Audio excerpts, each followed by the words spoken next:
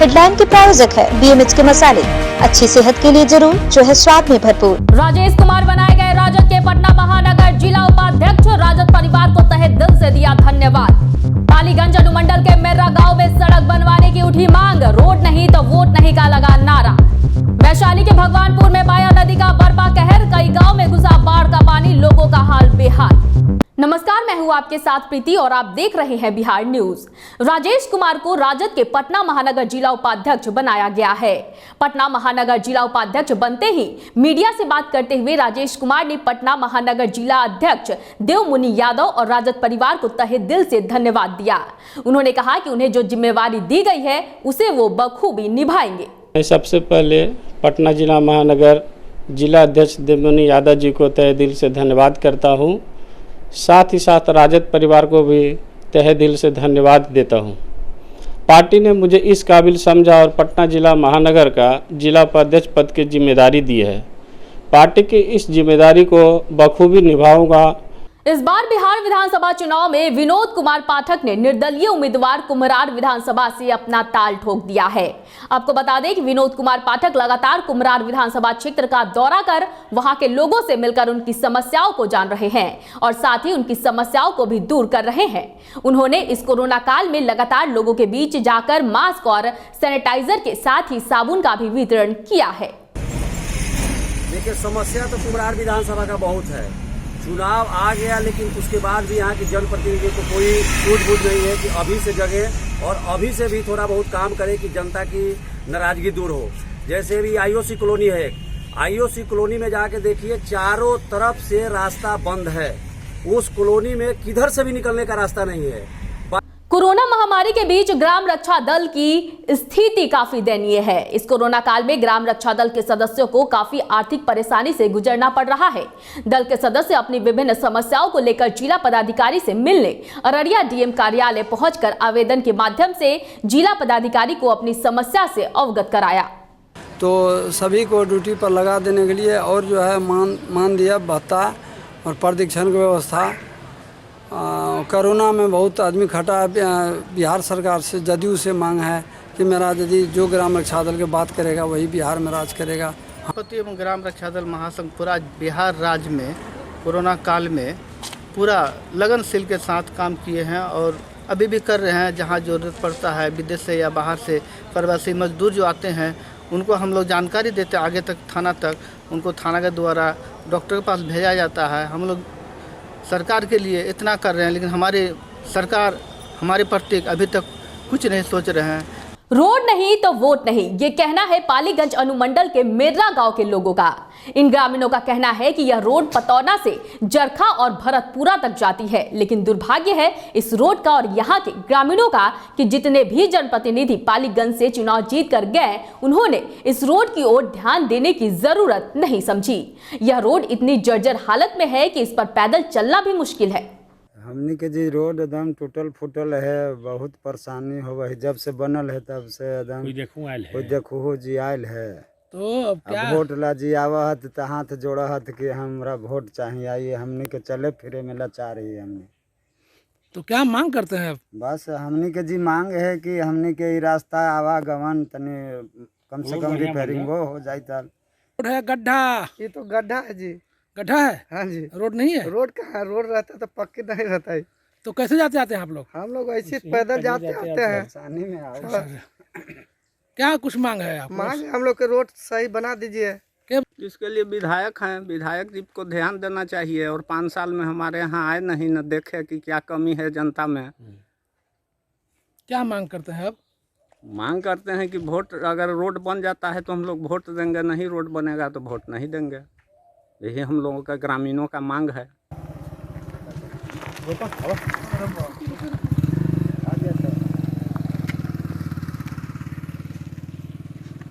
कहाँ घर हुआ? मेरा घर। ये रोड जो है कहाँ से कहाँ जाती है? खीरी मोड़ से जरखा तक। ये रोड है या गड्ढा है, क्या कहेंगे इसको? सब टूटा फूटा गड्ढा है सर। क्या मांग करते हैं अब? हम लोग तो चाहते हैं कि रोड बने। जनप्रतिनिधि से ही सारी उम्मीदें होती हैं। अच्छा। वो अपने पंचायत का, अपने प्रखंड का विकास करें, पर ऐसा है नहीं। चुनाव जीतने के बाद कोई आता नहीं है। सड़क की स्थिति इतनी जर्जर हो गई है कि पूछिए मत। आवागमन, इसी से हम लोग का जो है गांव का विकास जो है, खेतों का जो फसल आना जाना है ना, ट्रैक्टर से ढुलाई वगैरह, चलना फिरना बहुत मुश्किल हो गया है। रोड है, ये रोड खराब एकदम है, खराब रोड है एकदम आने जाने से एकदम कच कच देखी नहीं झिटकौर कैसन होले से। अच्छा अच्छा अच्छा। तो बहुत सा विधायक बनल थी पालीगंज में, कुछ न कलथिन ना कलथिन। कोई देखे आवी तो है ना आऊ। तब तो चुनाव आबित है, हाँ तब का करबो? रोड न बना क्या करो? हाँ जी, तो रोड बनवे न करे तो वोट कैसे, कौन को अथी पर दे, कौन आधार पर? कहाँ से कहाँ तक गई है? यहाँ से खीरी मोड़ मेन सड़क से लेके पतौना तक गई है सड़क। तो ये रोड की जो हालत है, हाँ, ये तो बहुत जर्जर है। हाँ, बहुत जर्जर स्थिति है।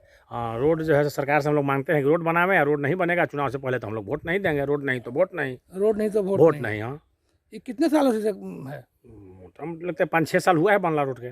5-6 साल हुआ? हाँ, कहीं कोई रिपेयर कुछ नहीं 6 साल में हुआ है। स्थानीय विधायक के द्वारा या कोई जनप्रतिनिधि द्वारा कोई कुछ नहीं, कोई नहीं देखने आया है। एक इस रोड को कोई स्थानीय प्रतिनिधि कोई आता कहाँ है जी, कोई आता ही नहीं है। बारामूला में सरहद की रक्षा व दुश्मनों के नापाक इरादों को नाकाम करने में शहीद हुए केंद्रीय रिजर्व पुलिस बल के जवान शहीद लौकुश शर्मा के श्राद्ध कर्म के दिन नेशन फर्स्ट डेमोक्रेटिक पार्टी के राष्ट्रीय अध्यक्ष सह अधिवक्ता डॉक्टर कौशलेंद्र नारायण और जहानाबाद जिला अध्यक्ष कमलेश शर्मा ऐरा गांव पहुंच शहीद के परिवार के सदस्यों से मिले, जहां उन्होंने शहीद को भावभीनी श्रद्धांजलि दी। वहीं उन्होंने नीतीश कुमार को भ्रष्टाचार में लिप्त बताते हुए कहा कि पार्टी 243 सीटों पर चुनाव की तैयारी कर रही है। शिक्षा एक ऐसी वस्तु है, मैं बता देना चाहता हूँ, एक ऐसी वस्तु है जिसका प्रयोग पुरानी पीढ़ी नई पीढ़ी पर करता है, जिसका प्रस्तुतिकरण जो है वो वर्तमान में नहीं होकर भविष्य में होता है। तो आज शिक्षा ही खत्म हुआ। अभी देखिए आप विद्यालय में क्या हो रहा है। आप बिहार का विद्यालय कहाँ चला गया, खुद शिक्षक पढ़ाने लायक नहीं है। ये किसकी गलती है? नीतीश कुमार जी की गलती है। आप वो ऐसा दे रहे हैं, शिक्षकों को वेतन भी नहीं दे रहे हैं, पेट भी उनका नहीं चल रहा है, उसमें अच्छे लोग भी फंस रहे हैं, बुरे लोग भी आ गए हैं। आप जाली शिक्षक बहाल कर दिए। आप भी पढ़े होंगे, आप ही लोग मीडिया वाले निकाले हैं, हम लोग भी उस पर, बैकग्राउंड मेरा मीडिया ही रहा है। तो 6000 फोल्डर पटना का गायब हो गया शिक्षक नियुक्ति का। क्यों? पूरा जाली है वो लोग। आज तक वेतन उठा रहा है, आपने क्यों नहीं जांच करके उसको गिरफ्तार करके उससे वसूली किया? और किसका पैसा है? बिहार की जनता का पैसा है। रामचरित्र सिंह महाविद्यालय में भारतीय जनता पार्टी के कुर्था विधानसभा सम्मेलन को संबोधित करते हुए गोपालगंज के पूर्व सांसद जनक चमार ने कहा कि बिहार विधानसभा चुनाव में एक बार पुनः बिहार में नीतीश कुमार के नेतृत्व में एनडीए की सरकार बनेगी, ताकि राज्य के समुचित विकास की गति निरंतर आगे बढ़ता रहे और समाज के अंतिम पंक्ति में खड़े अंतिम व्यक्ति तक राज्य सरकार के विभिन्न योजनाओं का लाभ पहुंच सके। बहुत ऐसे गरीब तबके के लोग हैं, किसी जाति धर्म मजहब के लोग हैं, उनके गैस कनेक्शन नहीं मिलता था। माननीय प्रधानमंत्री जी ने गैस कनेक्शन की व्यवस्था कर दिया। किसी जाति धर्म मजहब का बेटा हो उसको मुफ्त में माँ बहनों के घर में गैस कनेक्शन मिला है कि नहीं मिला है? क्या ये विकास नहीं है? 1 क्लास से लेकर के और 10 क्लास के बच्चे स्कूल में जाता है, छात्रवृत्ति उसकी मिलती है, सीधे डीबीटी के माध्यम से उसके खाते में पैसा जा रहा है। आप अपने बाल बच्चों के घर में अंडा नहीं खिला सकते हैं, ये औकात नहीं है गरीबों के घर में। लेकिन मिड डे मील के तहत भारत सरकार ने ये योजना चला दिया। कमांडा आपको सप्ताह में 1 दिन मीनू बना हुआ है तो तक पहुँच जाए। चलिए, बिल्कुल ये घर परिवार में बैठे हुए हमारे साथी और पार्टी के पदाधिकारी जो धूप हो बारिश हो काम करते हैं, तो जो घर के गार्जियन होता है अपने घर परिवार में वो कहते हैं, उनकी बात जायज़ थी, उन्होंने अपनी मांग रख रहे थे। अगर ये सरकार में कहीं सीओ, बीडीओ, डॉक्टर, इंजीनियर अगर सरकारी सेवा कर बात नहीं सुनते हैं तो उनको दर्द पीड़ा था, उन्होंने अपनी दर्द पीड़ा को हमारे सामने रखे हैं और उस दर्द पीड़ा को हम निदान करेंगे, समस्या दूर करेंगे। उनकी बात को सुनने के लिए मैं आया था और उनकी एक एक बात सुन करके मैं प्रसन्न हूँ। उन्होंने अपनी समस्या को उठाया, क्षेत्र में जो भी समस्या आई तो उस समस्या को हमने सुना है और एक एक समस्या को निराकरण भी किया जाएगा। चलिए, चलते चलते एक प्रश्न बनता है कि आपके यहाँ एनडीए से उम्मीदवार के रूप में कौन आ रहे हैं? क्या इसके विषय में कुछ जानकारी? बिहार में विधानसभा है, 243 की तैयारी भारतीय जनता पार्टी कर रही है और उसका चेहरा बिहार में हमारे मुख्यमंत्री नीतीश कुमार जी होंगे। हमारे शीर्ष नेता ये तय कर चुका है। ये पार्ट जब पार्टनर हमारे शीर्ष अलायंस पार्टी के लोग बैठेंगे, वो तय करेंगे कि कौन सीट किसके कोटे में जा रहा है। हम तो ये तैयारी कर रहे हैं कि जो एनडीए गठबंधन के हमारे जो भी नेता आएगा उसको एक एक वोट दे करके एनडीए गठबंधन की फिर सरकार हम लोग बनाएंगे। चलिए, बहुत बहुत धन्यवाद सर। देखिए, ऐसा है कि आपने कहा ये परिवार, आज स्वयं को सोच लीजिए कि भारतीय जनता पार्टी कहीं परिवार किसको कहते हैं? परिवार कोई एमपी एमएलए बन जाता है? आपको पूछ लीजिए। हम आप ही से पूछना चाहते हैं कि बिहार में आदरणीय नीतीश कुमार जी के बिहार की जनता से पूछिए कि उनका बेटा का नाम क्या है, तो कोई बिहार की जनता जनार्दन नहीं बताएगा कि नीतीश कुमार के बेटा का नाम क्या है और सुशील कुमार मोदी जी के बेटा का क्या नाम है। जैसे जैसे चुनाव की सरगर्मी तेज होने लगी है, वैसे वैसे पालीगंज की जनता भाजपा प्रत्याशी बनाने की मांग भाजपा शीर्ष नेताओं से की है। लोगों का कहना है कि यदि पालीगंज विधानसभा से जदयू का कोई भी प्रत्याशी चुनावी मैदान में आएगा तो लोग कतई वोट नहीं देंगे और वो चुनाव हार जाएंगे। कुछ ऐसी बातें हैं, कुछ विकास, कुछ समाज में सुधार, कुछ समाज में सुधार दिखता है आपको? हाँ, पहले से तो बहुत, जंगल राज से तो बहुत सुधार है। एनडीए में तो सुधार है, बिल्कुल है पहले से। हत्याएं नहीं हो रही है? हत्याएं तो हो रही हैं, हर जगह हो रही है, यहाँ का विदेश में भी हो रही हैं, तो अपना अलग अलग रीजन होता है। नहीं हो रही है? नहीं, वो अलग अलग रीजन होता है उसका, हर जगह हो रहा है। तो रुक गया? हर नहीं रुकने, ये अलग चीज़ है, लेकिन पहले जो पहले हो रहा था उसके अपेक्षा अब नहीं है इतना। विधानसभा चुनाव आ रहा है, ये पालीगंज क्षेत्र है, आप कैसा प्रत्याशी का चयन करेंगे? जो समाज को विकास दे। समाज को कैसा विकास? हर तरह का विकास दे। शिक्षा और चिकित्सा सबसे जरूरी है। यहाँ तो व्यवसाय, उद्योग बहुत जरूरी है। उद्योग है क्या यहाँ? नहीं है तो यहाँ पूरे बिहार में नहीं है। यहाँ क्या पूरे बिहार में नहीं है? कहीं नहीं है। तो बिहार में तो एनडीए की सरकार है, डबल इंजन की सरकार है, तो उद्योग तो स्थापित करना चाहिए था। फिर भी जंगल राज से तो अच्छा है। जंगल राज से अच्छा है, बिल्कुल। तो या पूरे बिहार विधानसभा हो, जी, चुनावी हलचल शुरू हो गई है। जी जी। ऐसे में ये पालीगंज विधानसभा क्षेत्र है, तो इस क्षेत्र के मतदाता जो है वो क्या चाहते हैं? चाहते हैं कि बीजेपी की सीट मिले ही, और परंपरागत सीट जाएगा तो हम लोग राजद के वोट करेंगे। कोई भूमिहार उम्मीदवार आएगा तो हम लोग राजद के वोट करेंगे, जदयू को वोट नहीं करेंगे। परंपरागत सीट बीजेपी के रहा है। किससे आएगा तो वोट दीजिएगा? किसी भी दल से आ जाएगा, राजद से भी आएगा तो राजद को ही वोट करेंगे। तो क्योंकि यहाँ जो प्रत्याशी हैं, बहुत से यहाँ प्रत्याशी अपना है ना पक्ष रख रहे हैं, तो ऐसे में आप लोग की जनता की राय में कौन सा ऐसा प्रत्याशी है जिनका प्रबल दावेदार है सीट के लिए? उषा विद्यार्थी। क्यों उषा विद्यार्थी? काम किए हैं, 5 वर्ष रहे हैं यहाँ, हम लोग उनका काम देखे हैं 5 साल। और रामजन्म तो हैं तो कुछ काम नहीं ना किए हैं। चुनाव हार के गए हैं तो आए हैं कहाँ? चुनाव हार के जाते हैं, कोई क्या सीट के चल रहा है थी तो एको दिन मीटिंग सीटिंग नहीं करा रहे हैं, कराते विरोध करते पार्टी के, तो कुछ कर नहीं रहे हैं। कराना चाहिए था। क्या नाम है आपका? मेरा नाम है जितेंद्र शर्मा। क्या विकास हुआ है? जो विकास किए हैं तो उषा विद्यार्थी की हैं दक्षिणी क्षेत्र में। पहले वाले विधायक उत्तर साइड जो भी ध्यान दिए, लेकिन दक्षिणी क्षेत्र में ये विकास किए हैं। तो क्या विकास दिखता नहीं है?